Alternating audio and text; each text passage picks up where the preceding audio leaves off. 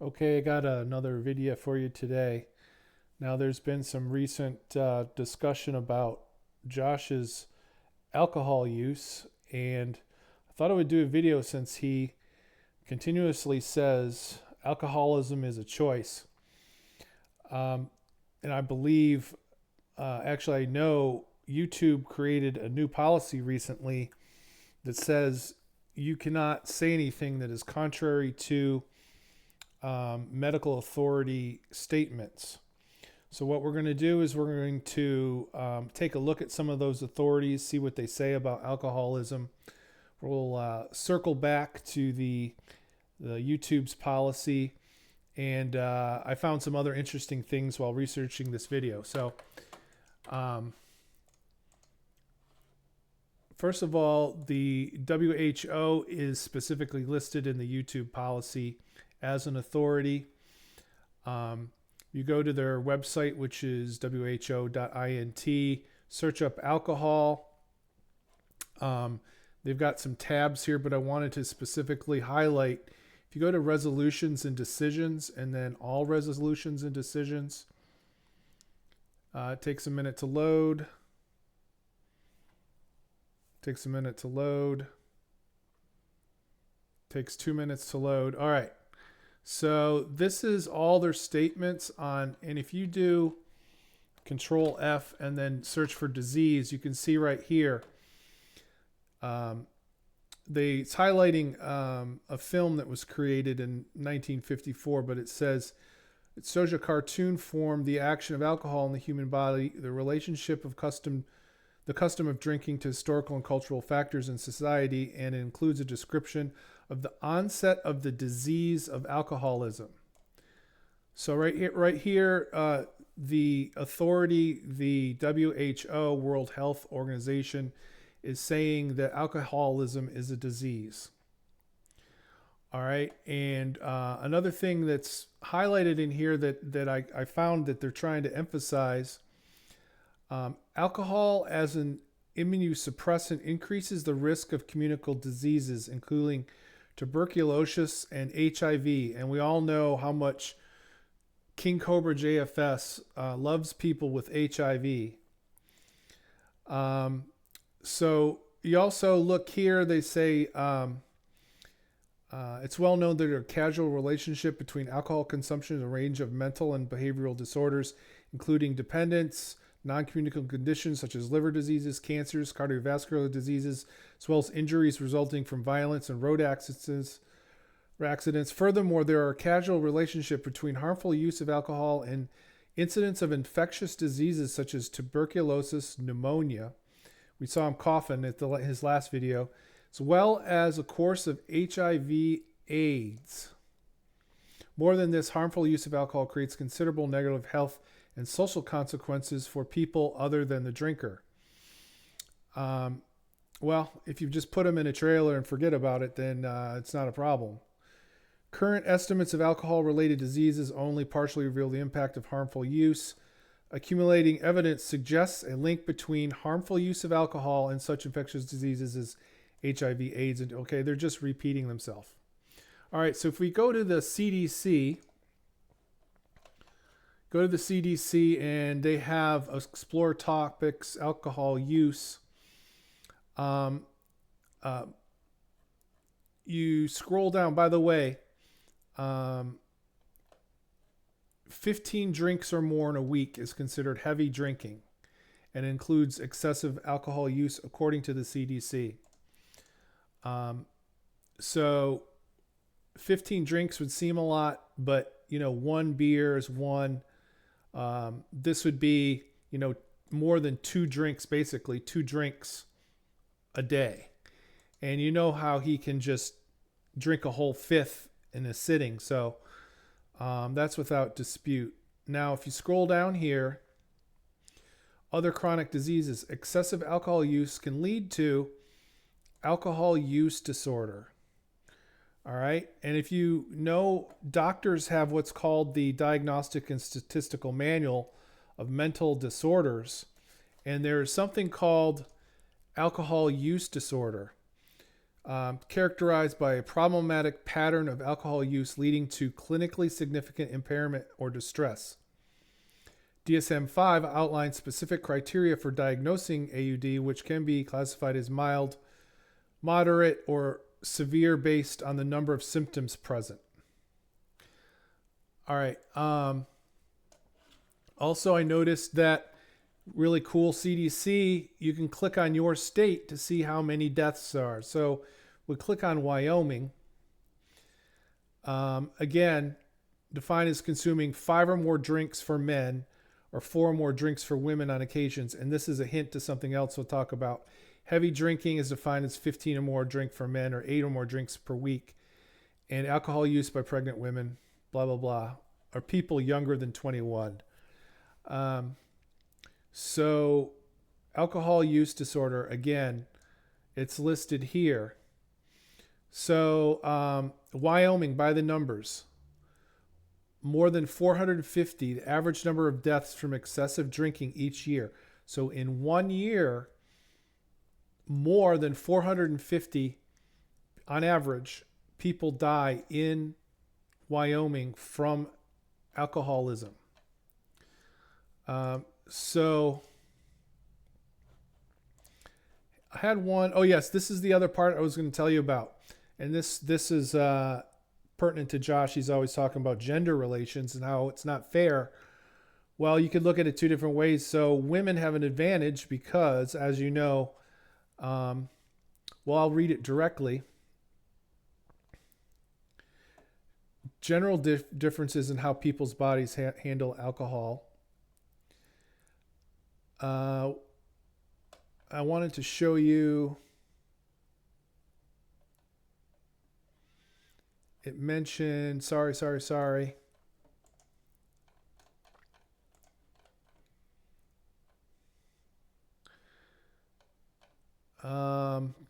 Clicking goodbye people. All right.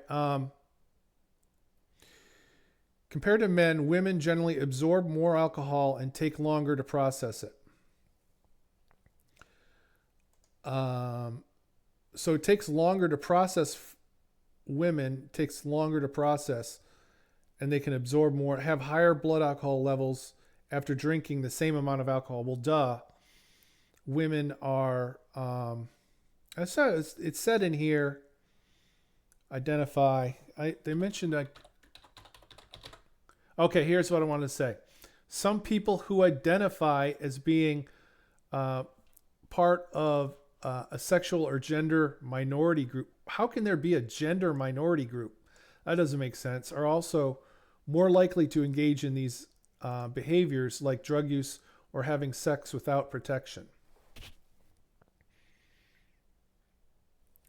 Could a gender minority group be a trans person? Could Warlord Sasha have higher risk of having sex without protection? I don't know. Let me know in the comments. People who identify as a gender minority also have higher rates of excess alcohol use compared to individuals who identify as cisgender. Okay, this is what they're saying. So they're saying that LGBT people have higher rates of excessive alcohol use. That's not very politically correct. All right, so we've proven that alcoholism is a disease. Now, what does, by the way, before I let you go, I'm going to tease this a little bit. CDC has this excellent, they're really pushing fetal alcohol spectrum disorders on their websites. Look at, there's 1, 2, 3, 4, 5 videos about people who have been affected by fetal alcohol syndrome disorder. So if you stay with me till the end, I'll play these and watch these. So I want to show you where it was said on the, if you go to in your YouTube and you go to policy and safety and pull it up and drill down, they have a medical misinformation policy. YouTube doesn't allow content that poses a serious risk of egregious harm by spreading medical misinformation that contradicts local health authorities or World Health Organization's guidance about specific conditions and substances. This policy includes the following categories. Okay, and it goes into there's prevention misinformation and treatment misinformation. But if you sit there and say that alcoholism is not a disease or a condition, you're spreading medical information. What happens if this content violates this policy? We'll remove the content and send you an email to let you know. So you can get strikes for that. So don't say that. All right, let's go back. Let's take a look at these videos real quick. Lived experiences with fetal alcohol spectrum disorders. Annette. My name is Annette Kunzman, and Whoa. I'd like people to first and foremost know me as a mom. I have two young adults that are 31 and 27, and both are on the FASD spectrum. I wanted to come here today to Hold on. I didn't know that that was a spectrum. increase awareness and bring acceptance to the condition called FASD, fetal alcohol spectrum disorders, because the vast majority of people don't know anything about it. They've never heard of it. My husband and I adopted our two sons. The first one was an infant, and the second one 4 years later. What we were concerned about. All right, that's one. Let's go to the next one. Lived experiences with fetal alcohol spectrum disorders. Jen. I am Jen, and I am an incredibly fierce advocate. When you hear about Mama Bear, that is me, and I very proudly wear the title of that mom when it comes to doing what needs to be done for my kiddos. I have a son, Jay, and he is 9 years old. He is an amazing kid. He's so funny. He is the comedian. Dudes, is she the mother? And when he gets out of the car during drop-off line, he always has a joke for whoever's helping to open up the door for him. We finalized his adoption right before his first birthday. Right. I was wheeled out He of was the hospital adopted. with. Okay, let's go to the next one. Lived experiences with fetal alcohol spectrum disorders. Julie. My name is Julie Gilo. My second husband and I moved out to Seattle, Washington, and we became foster parents. And we have since. Next. Lived experiences with fetal alcohol spectrum disorders. Emily.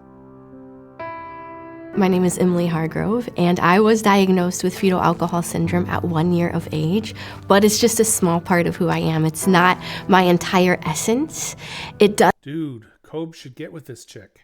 affect every area of my life, but like any diagnosis, we are so much more than just that. Before I was adopted, I had to stay a week in the hospital just to detox from all the drugs and the alcohol. And Well, there's a big, can you notice there's a lot of these fetal alcohol spectrum disorder people were adopted. my life-giving mother wasn't allowed to keep any of her children.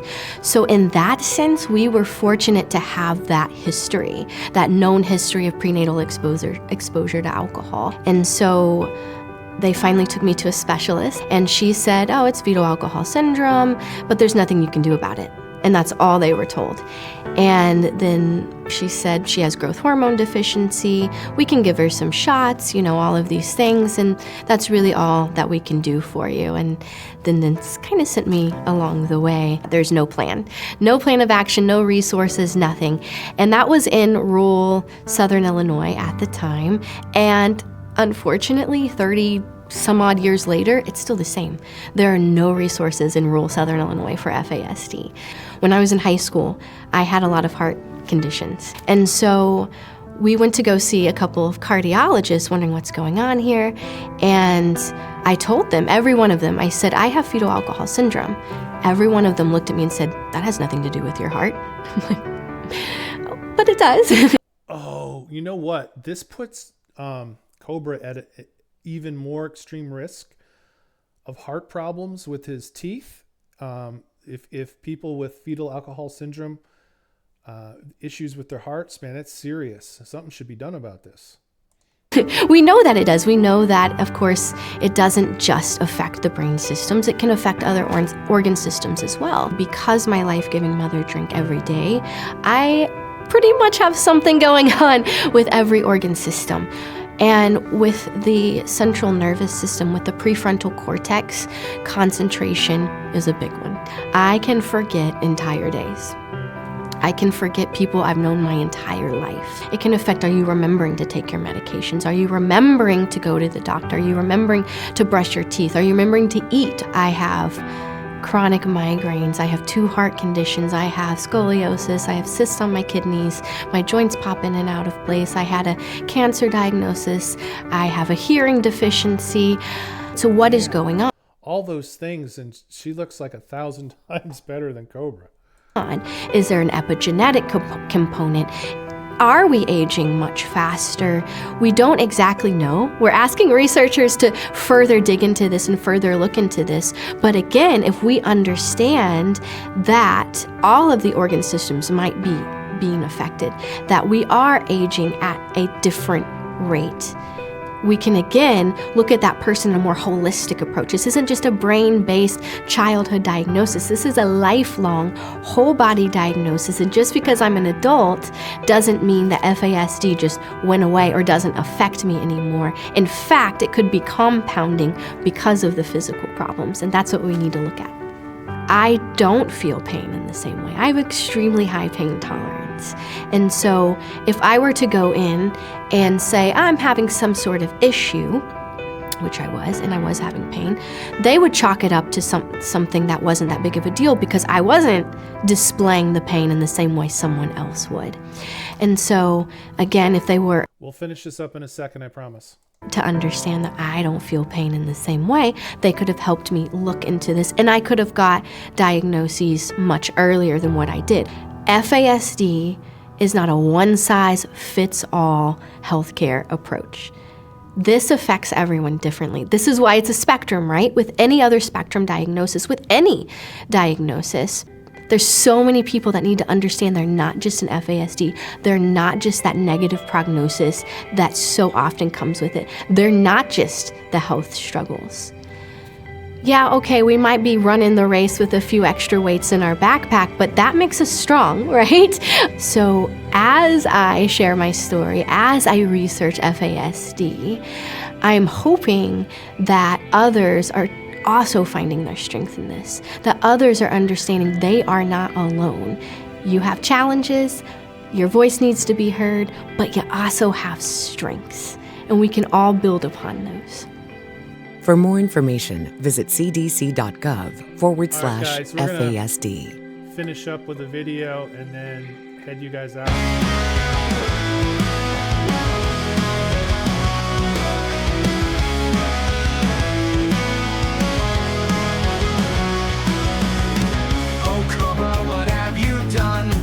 Next time Mel comes, run, run, run, run.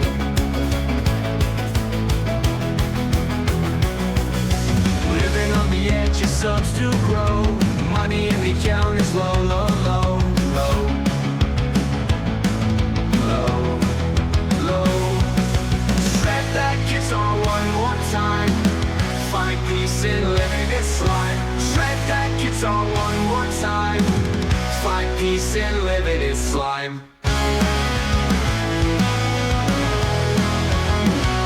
Living its slime.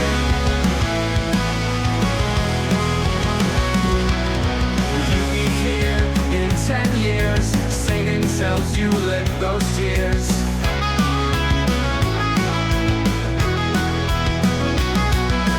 One last thing before this song ends. What happened to you, me, and your friends?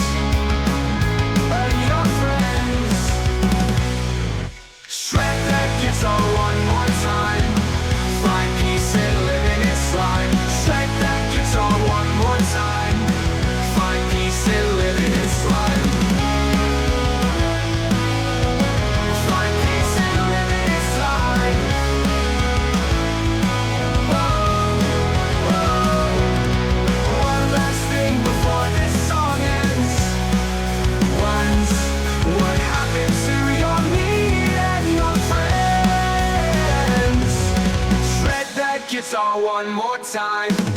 Find peace in living this life.